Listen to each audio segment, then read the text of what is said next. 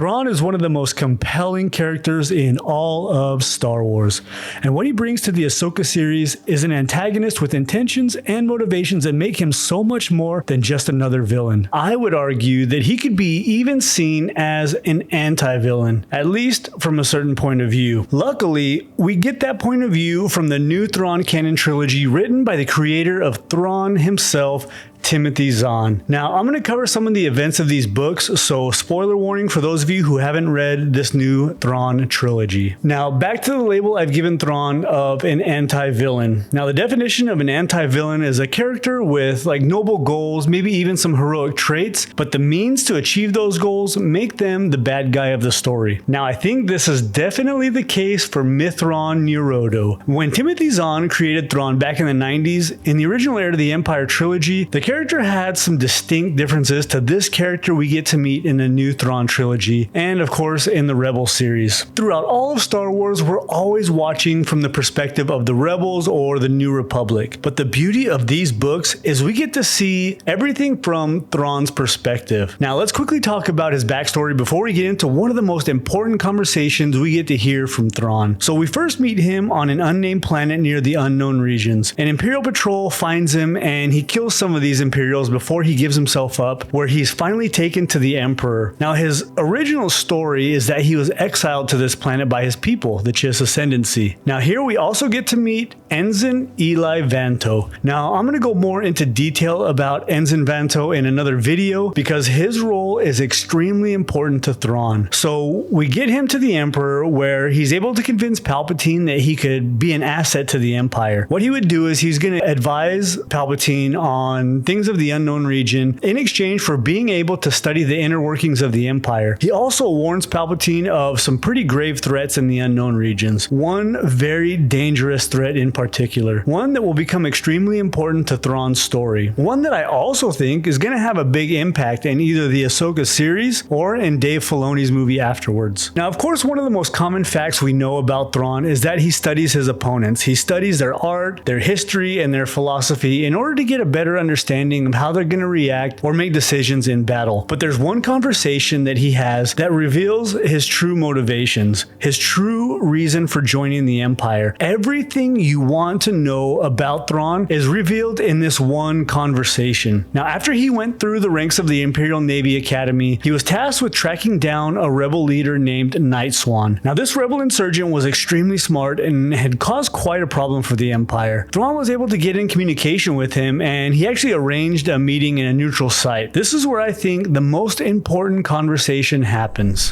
What I don't understand is why you still serve the Empire.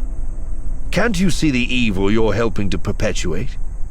I'll give you a scenario. You and I face a dangerous predator intent on slaughter.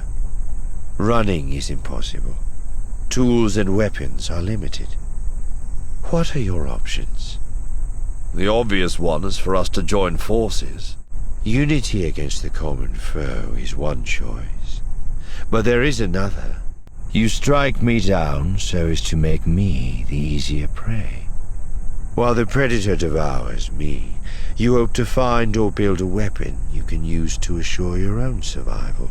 And it was that choice that lay before me when I decided to visit the Empire. Now here, Thrawn reveals to Night Swan that he wasn't actually exiled. The Chiss chose him for this specific mission to infiltrate the Empire and to study their inner workings. Thrawn doesn't really view the Empire as the biggest threat or the true evil in the galaxy. So the scenario he just gave Night Swan was exactly what he was facing. He had two choices: either destroy the Empire, collapse it so that this bigger threat would destroy it and give the Chiss more time to prepare, or join forces with the Empire in hopes of defeating this larger threat. Now, at the end of this conversation, he even asked Night Swan if he would be willing to join the Chiss Ascendancy to help fight against this true evil. Night Swan, of course, declines it and is killed later on, but it shows that Thrawn doesn't see his enemies as either good or bad, just another problem to solve, and Night Swan would have been better off as an ally rather than being dead. Now, after Thrawn reveals this reason why he joined the Empire, Night Swan asks him why he chooses to serve an empire that's evil, and Thrawn's response tells you everything you need to know.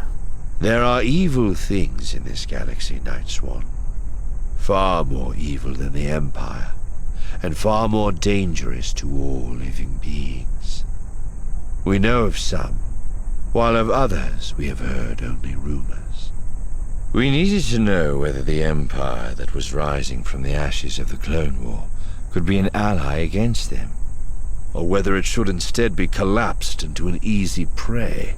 Thrawn and the Chiss were watching what was going on during the Clone Wars. He saw the Galactic Republic as weak and inefficient. Now, I think that if Palpatine was defeated at the end of the Clone Wars and the Republic was victorious, the Chiss may have went with the second option and collapsed them into an easy prey for this much larger threat. Now, let's get into this much more evil threat to all living beings I've referenced a few times already. This threat we find out in the second book, so once again, here's another spoiler alert for the second book in this Thrawn trilogy. This new threat is called the Grists. They were a warlike species that lived out in the unknown regions. These are the true evil in the galaxy. They could enslave both the hearts and the minds of entire species. Just a few hundred of them can rule an entire planet. They had the ability to enslave the minds and souls of just about any being. Imagine billions of beings, their hearts and souls broken, ready to fight and to die at the order of just a handful of Grists. No resistance, no revolt,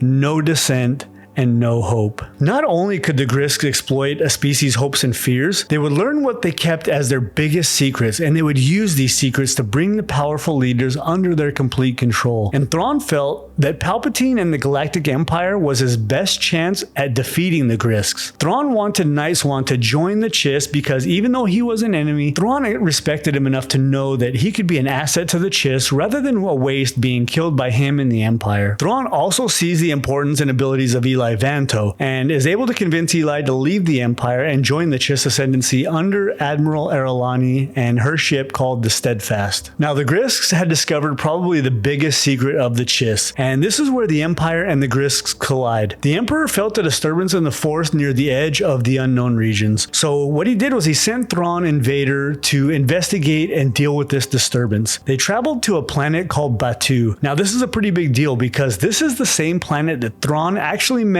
Anakin Skywalker back during the Clone Wars. Thrawn joined Anakin on a mission to rescue Padme, who had gone missing. And this is where the brilliance of Palpatine shows. Anakin had told Palpatine back during the Clone Wars when he was a Chancellor about this mission to Batuu to save Padme, as well as meeting and working with Thrawn. So what Palpatine's doing here is he's testing both Vader and Thrawn. Vader having to confront his past, going back to Batuu and Mokivja where he went to rescue Padme, while Thrawn having to confront his future. See, Palpatine was constantly questioning and challenging Thrawn's true allegiance, whether it was to the Empire or to the Chiss. What Thrawn and Vader discover out in the unknown regions is what Thrawn feared the most. The Grists had discovered the biggest secret that the Chiss Ascendancy regarded the most. In the unknown regions, hyperspace lanes were unstable. They were nearly impossible to navigate. Now, there weren't any nav computers that were capable of plotting maps through them. Now, the Chiss secret was that they used Force-sensitive Chiss girls to navigate hyperspace. This way, it was nearly impossible to find the Chiss homeworlds without these navigators. Now, the Chiss referred to these girls and their powers and their Force abilities called Third Sight. You can also think of it as like precognition.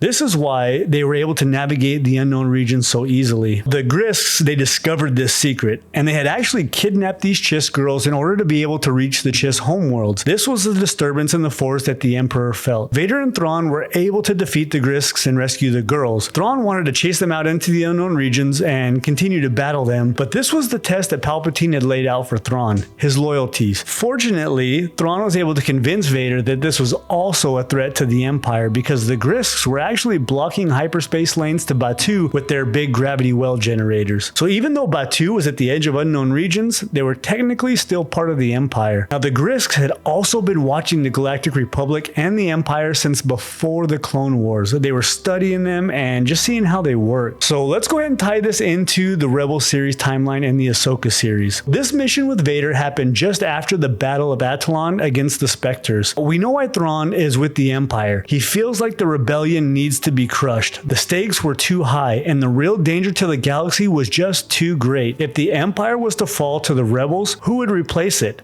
The inefficient Republic? Squabbling politicians? No, the Empire, according to Thrawn, was the best chance to defeat the Grists. So after this mission with Vader out to Batuu, Thrawn headed out on another mission that was tasked to him by Tarkin and Krennic. Here, Thrawn finds out about the Death Star, which of course he confronts Palpatine about. Now, Thrawn absolutely despises the Death Star for a few reasons. One, the ability for a weapon that could destroy a planet is a direct threat to the Chiss ascendancy. The second is he thinks concentrating all of your resources and power into one giant battle station is just not a very good military strategy. Thrawn felt like a large navy full of Star Destroyers and TIE Defenders was a much better way to bring order to the galaxy. Of course, he turned out to be right. During this mission, he once again uses the Empire's resources to fight the Grists, only this time, he joins forces with the Chiss Ascendancy in the unknown regions. He actually teams up with Admiral Erlani and of course his former lieutenant, Commander Eli Vanto. In teaming up with the Chiss, he pretty much seals his own death, because this absolutely enraged Palpatine. Palpatine always suspected that Thrawn's true allegiance was to the Chiss, and he was constantly challenging and threatening him. This time,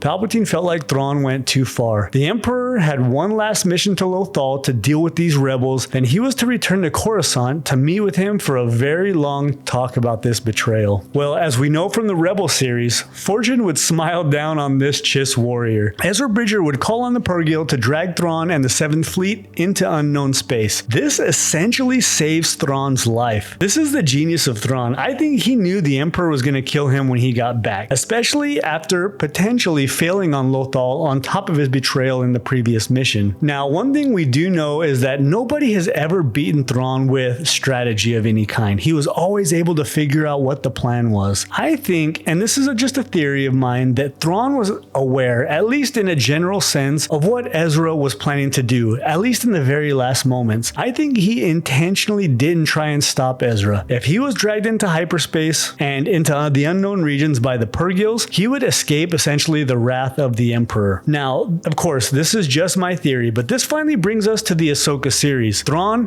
has survived. He's outlived the Emperor. Of course, we have some questions on where exactly he's been, but now with the Imperial remnant in disarray, he has the opportunity to rule and lead them against what he thinks is the true enemy. Now, I'm excited for one to see how things have gone since the Rebels finale. I'm wondering how the Grists are going to play into the series or in Filoni's movie to follow. Maybe Thrawn has convinced Ezra of the real threat to the galaxy, and it's not the Imperial remnant. What would be interesting is if they're looking for a way to transition maybe into the First Order. Maybe there's a big war with the Grists and Thrawn and the Imperial remnant, the Chiss Ascendancy, Ahsoka, the Mandalorians, Luke, Leia, Han, and from the ashes of this huge war could rise the First Order. Maybe. Now, Thrawn's main mission has always been the protection of his people. That has always come first. Throughout the entire trilogy, one thing that continually pops up from Thrawn is the mission always comes first. This is what makes Thrawn such a compelling antagonist in the Ahsoka series. And in an interesting twist, this video here goes over 3 of Thrawn's favorite battle tactics, including one that he actually learned from Ahsoka herself. Thank you guys so much for watching, and may the Force be with you.